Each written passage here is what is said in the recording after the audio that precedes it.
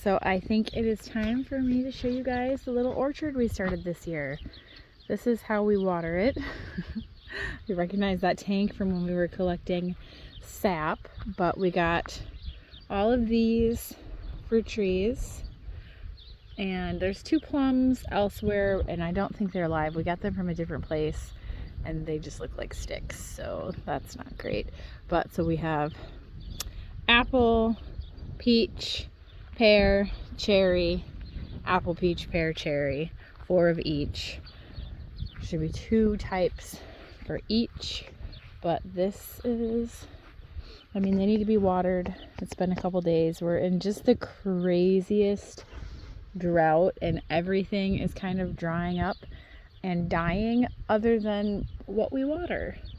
So, and then we have a million pine and spruce trees here, and then right outside the fence line that I need to water as well.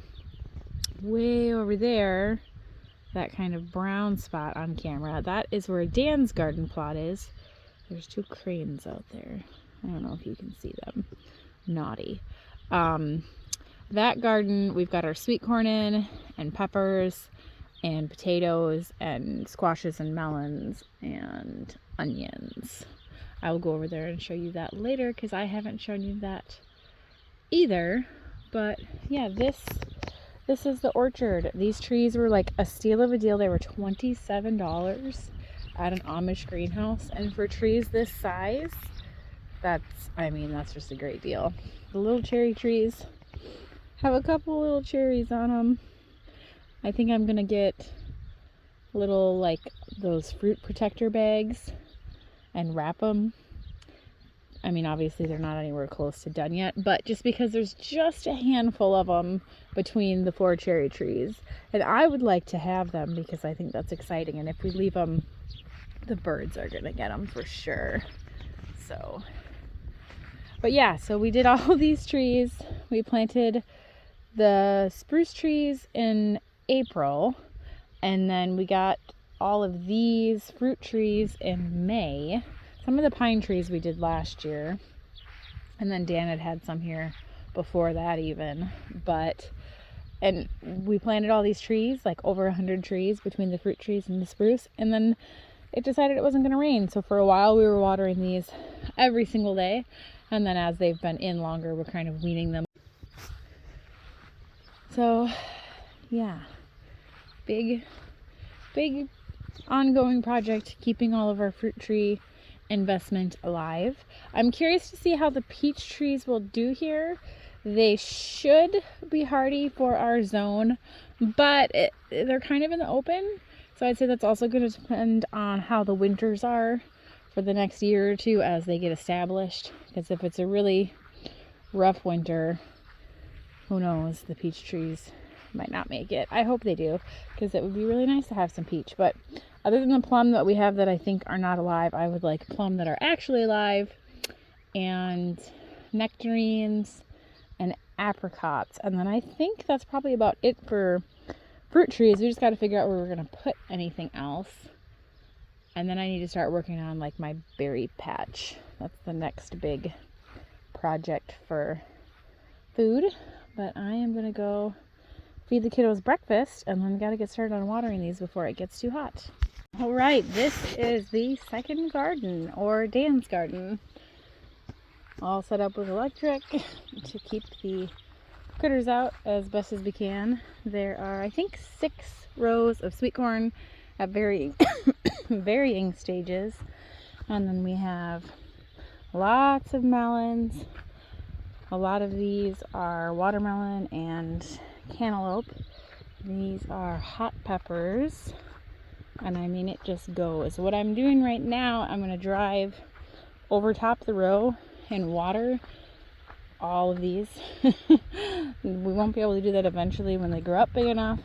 But for now, especially with the drought, this has been, I mean, it's saved these plants really, that we can come through here and water every couple days as needed.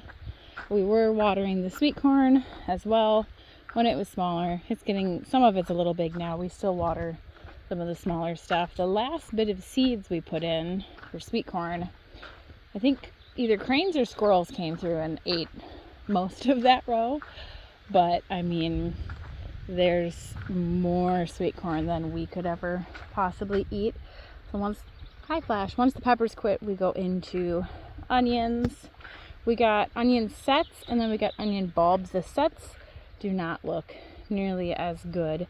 You can see once we get into the bulbs, I mean, the sets are growing, but the bulbs are just doing way better. So for the squashes and such, a lot of them we bought from the Amish, but then a lot of them, I've got pumpkins and I think a type of cantaloupe and a few other things that I did start from my survival garden seeds that are out here and doing fabulously. So that squash row ends there, and then it turns into 2 more rows of sweet corn. This squash row is still going. The onions are still going, and then it turns into potatoes. This is a big garden. This is what I said, he's going to kick my butt in production. We've got a few scallop squash here. There's still those green ones in the garden that I am waiting to just get big enough to bring down here. Got potatoes all the way down here. This spot is empty. I don't have enough squash to fill this up, but I don't think we will put any corn here.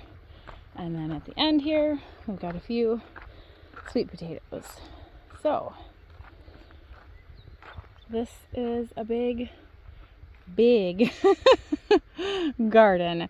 If you're confused on where we are across the street from the farm. This is our field, and these trees and that hill is where we do our maple syrup. So I don't really come over here a lot, but that's what this area is. So now I just need to get watering all this stuff because it's been almost a week, I think, since we've watered this. The ground is a little wetter here if I dig down a bit. So once the plants establish roots, they'll do really good over here. But some of these were newer, and again, it's just been dry for so long. The first couple days we watered with buckets and like a big cup. And we watered every single plant by hand. And I did that, I think, 3 times. And then Dan was like, heck no. I'm getting the sap tank and we're pulling it with the 4-wheeler. So that actually makes it go really fast. We got a little hose that we stick into the end, and usually one of us drives and the other just walks behind and waters each plant. I'm on my own this morning. Flash hasn't learned how to drive the 4-wheeler, so I kind of gotta do both things, so it'll take a little longer, but really we can get all of these squashes and melons and peppers and onions and potatoes watered in like 10-15 minutes, which for how freaking big this is, that's pretty amazing. So hopefully I have enough water because I just got done watering most of the trees and the fruit trees. I still got to do some by the road, but I don't know, I guess I might have to fill the tank up and come back. Show you kind of how this works. So you turn the water on, lift it above where the water line is in the tank if you don't want it running, and then drop it below when you want it running. We've got this like cool filter part there. Just water a plant, lift it up, water a plant.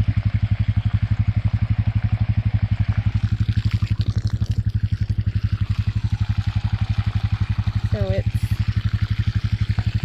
you know, this is actually quite easy.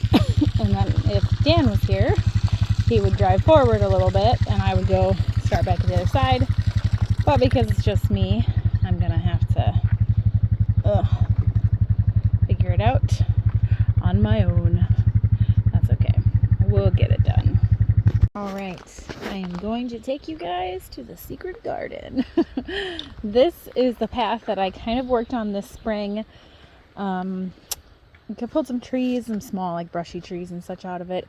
I really should come through and weed whack it again. I haven't for a couple weeks just because it's been hot and the air quality's been really poor, and as I said earlier, this garden area is the lowest priority of all of my spaces. Now what I did do through here, and you might notice, I moved every single elderberry plant that was in my big garden down here. They line both of the walkways, and then I have a few down there. They're doing pretty good considering I watered them for a couple weeks and then I haven't really watered them at all. Obviously, when I first planted them out, they had some leaves. Those died back and they resprouted. Elderberry are extremely hardy, so I'm not surprised that I'd say 95% of them lived.